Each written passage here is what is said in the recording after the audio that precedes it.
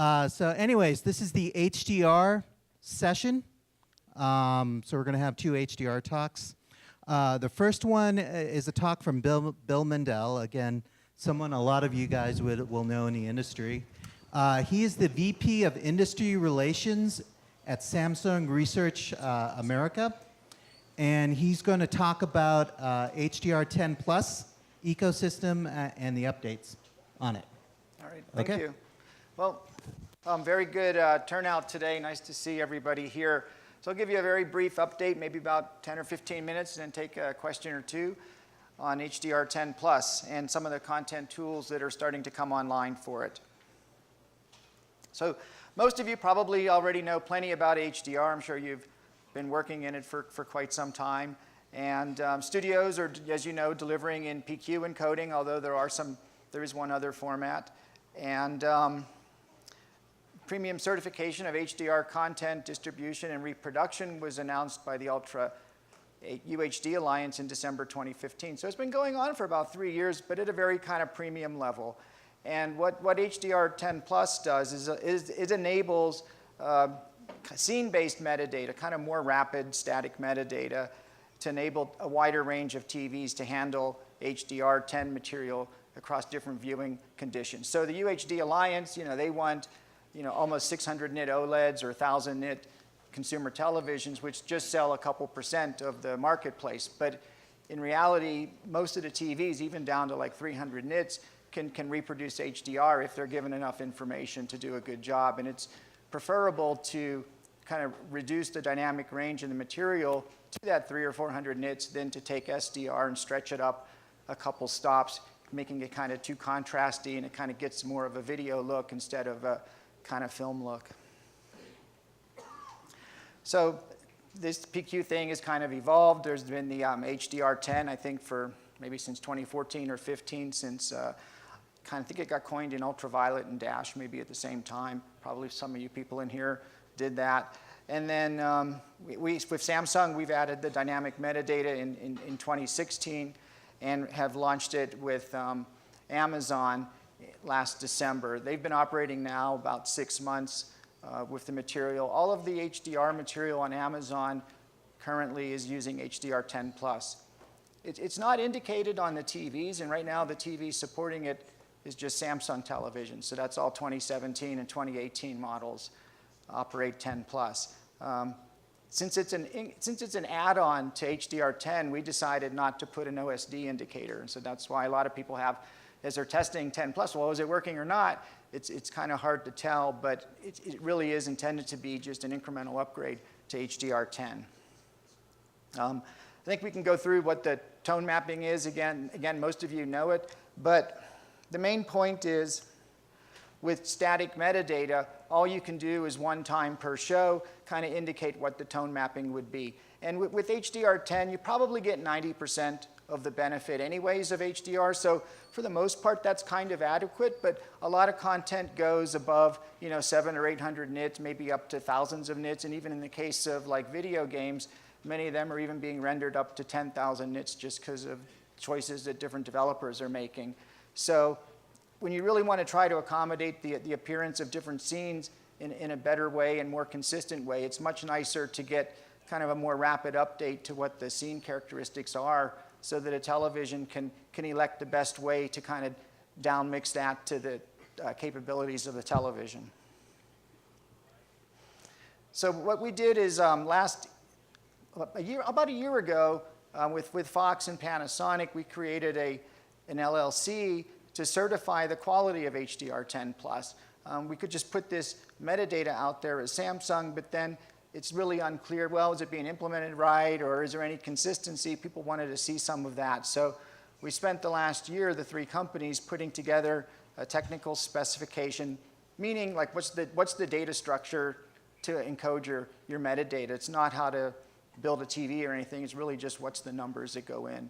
And then a test spec so that you can test and certify a television or a source device like a set-top box or a Blu-ray player.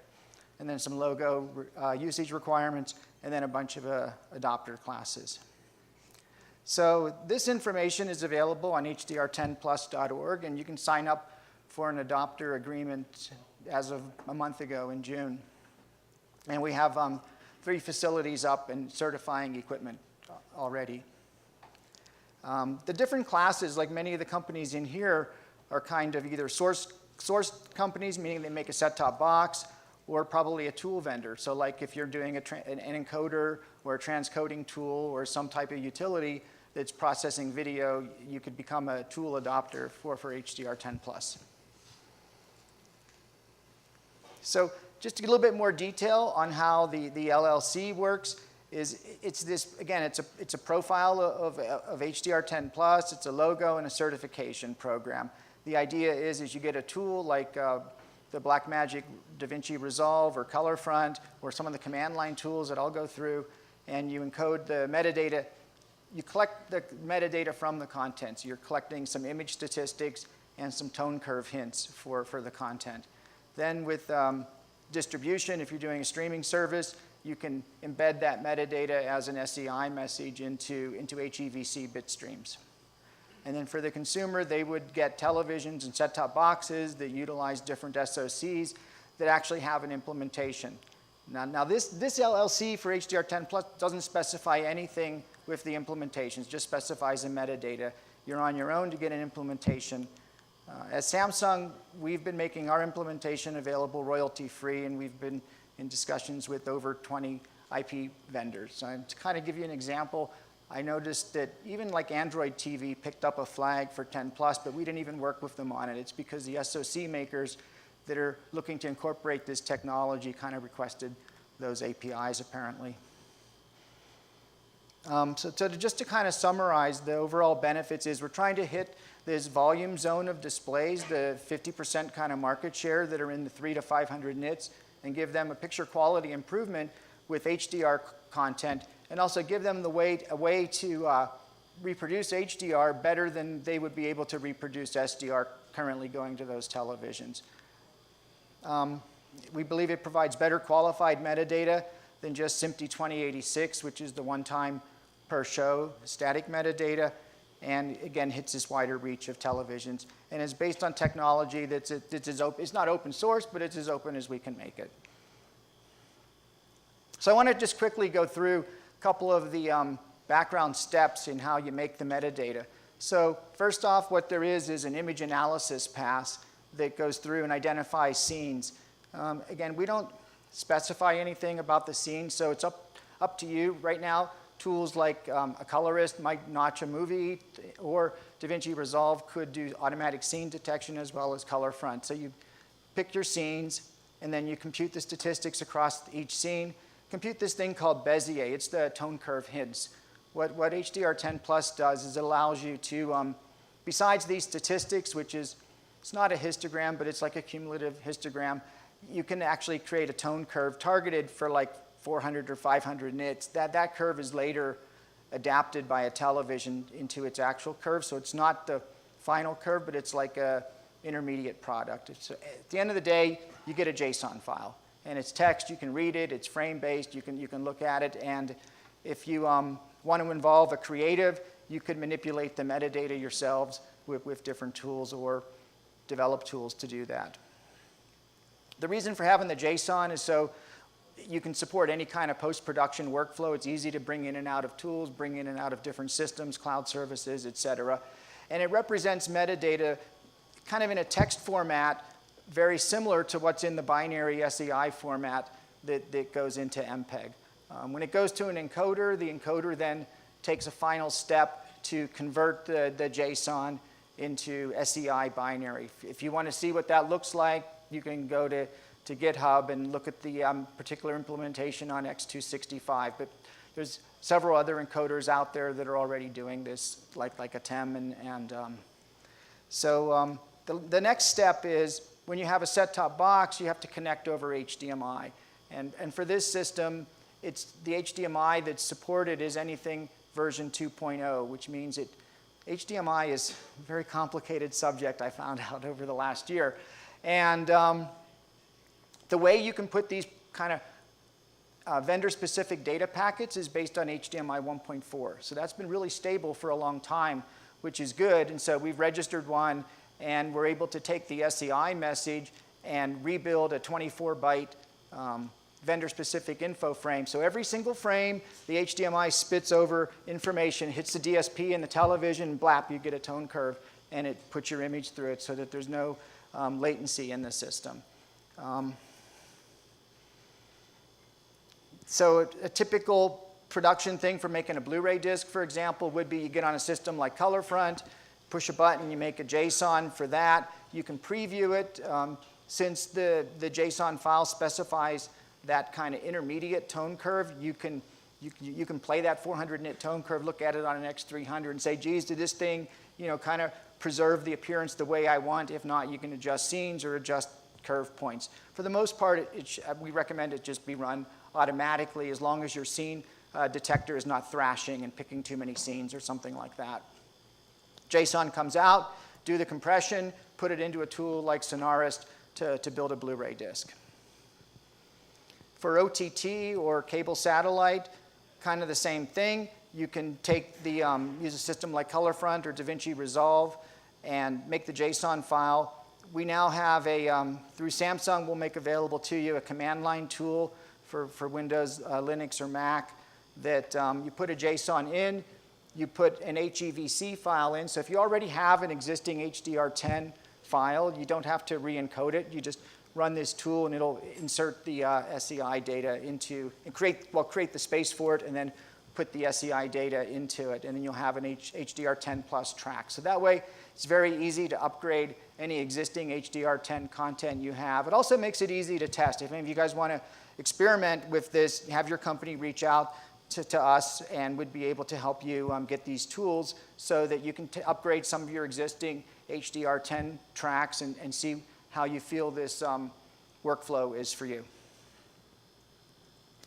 We're also working on a live workflow. We're looking to demonstrate this potentially over the next couple months. What we found is most of the HEVC encoders are based on commodity PC hardware anymore. So they're able to run real-time commodity PC hardware, and they actually have cycles available. So the algorithm to generate the metadata is pretty simple. It can actually run in pretty low-end devices. So we've made a port that can run on these PC-based live encoders, and so it could be installed at like a transmitter. So if you wanted to just operate a system without HDR10+, you could get a future encoder that would have a software update to generate HDR10+ on the fly and be able to do live broadcasting, whether it's a broadcast station or a Facebook live feed. It wouldn't matter.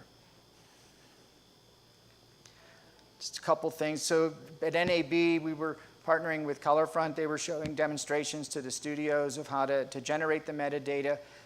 What's interesting about it is it's very similar to a QC process, video QC. So in other words, if you're making HDR10 content, somebody needs to look at it. Somebody needs to kind of verify that even that static metadata was right. So someone will take a linear play of offline material. So when you're doing that, you could do split screen, watch 10+ and 10 at the same time. If you see any type of tone curve artifacts, it would give you would have a chance to go in and maybe do a scene merge or scene split. Similar to DaVinci Resolve, this is like just a couple $100 program, so you can pick this up and if you have a timeline in there and you split your timeline up into scenes, you can then print out HDR10+ metadata. Back at NAB, we were showing a Blu-ray player playing a test disc. Since then, we've progressed and we're now gearing up to do some production titles. I can't go into the details yet, but the Sonarist is ready and working, and we're working with the Post facilities in Los Angeles to set up the HDR10+ Blu-ray authoring. So basically, the tools are ready. They're simple. We have a couple command line tools that we can add to the mix to make it easier for companies to get into this, and there's a straightforward path to upgrade HDR10 content. I have a couple slides on like background. I don't know if you're interested in like the statistics and stuff. I just threw it into the thing, and I guess they'll hand out later kind of like how our tone curves or how they work and are able to scoop up the data. But I could probably take a couple questions instead. I have 5 minutes left, it looks like. Well, yeah, we have a little bit of time, Bill, so if you want to I'll cover go that. through some of yeah. Yeah, let's go through a couple of the slides. Does anyone out there have questions? And there's so much bright light, I can't see anybody. I'll hit a couple of them. Let's do the slides. So this is the thing that I think confuses a lot of people, is it's kind of like there's different tools in the metadata. And so one of the tools is a statistical function. So it allows us to have these 7 percentages. And so what you're able to do is cumulative the nit level at different percentages. So in a sense, the top one, the 99.98, that's sort of like what max CLL was like for some people. But again, this is scene-based. So here's like an example. If you just take one that you can do in your head, black screen, 11% at 250 nits. So that means in this vector, everything's going to be 0, 1, 25, 50, 75, but 90, 95, and 99.98 would say 250 nits. And so that's the metadata. So if a TV sees that, it's like, oh, and if the TV is a 300 nit TV, it could actually say, I don't need to do anything because I can play this perfectly, right? But if it was a higher number and it went up higher than what the TV could do, it could look at how those values are queuing up and kind of decide the shape of a tone curve to throw in rather than just grab some static curve out of its bag of tricks.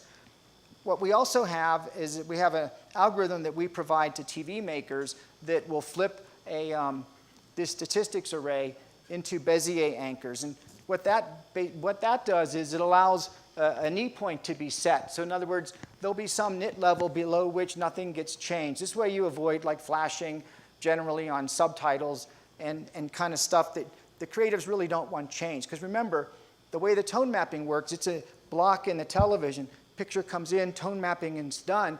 The TV still has to do the panel adaptation. So you have to get from the color of the content to the color of the panel, which still might be 709 or even 80%. You don't get to the P3 panels until you're into the quantum dots, which for us even is just the high-end televisions of our set. So you have a knee point, which is different than other dynamic metadata systems, and then the up to 10-point spline curve to do the tone mapping. And that's where you really get a lot of the power because you don't have to crunch the whole image consistently. You can kind of crunch it based on the statistics so that you're only compressing contrast where it's less relevant based on just heuristics and color models and things like that. So it gives you a very sophisticated type curve.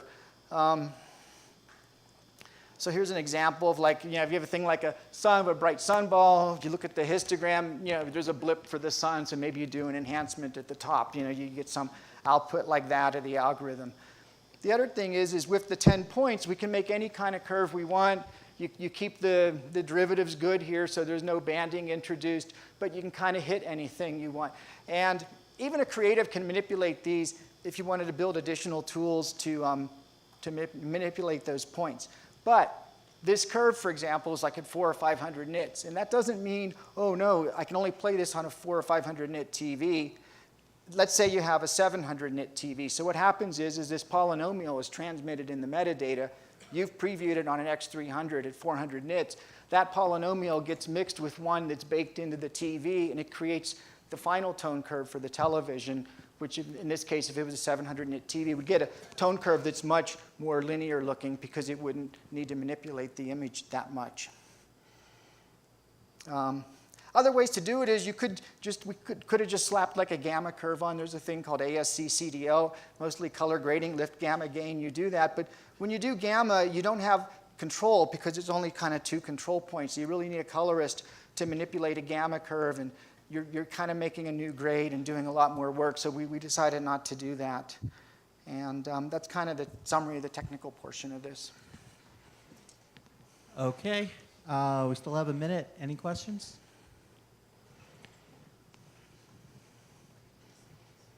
Thank you for the talk. I have 2 questions. The first question is for the gaming industry.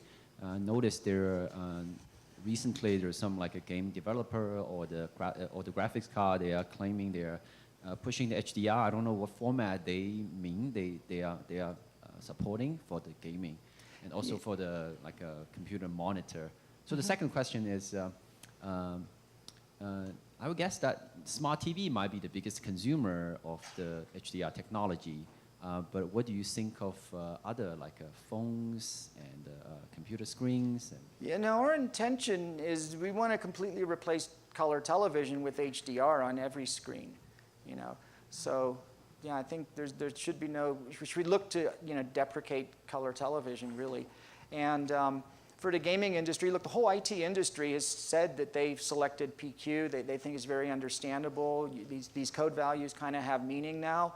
And that's where they're at. The only difference is different game developers are still deciding how they do their rendering, because they're basically in this computer world on a graphics card. They can make anything they want. So they're stuck on like, well, how do we do the final tone mapping to come out? They can implement different dynamic metadata systems. You know, we would recommend that. But you also have legacy. You have HDR TVs now going back 3, 4, 5 years.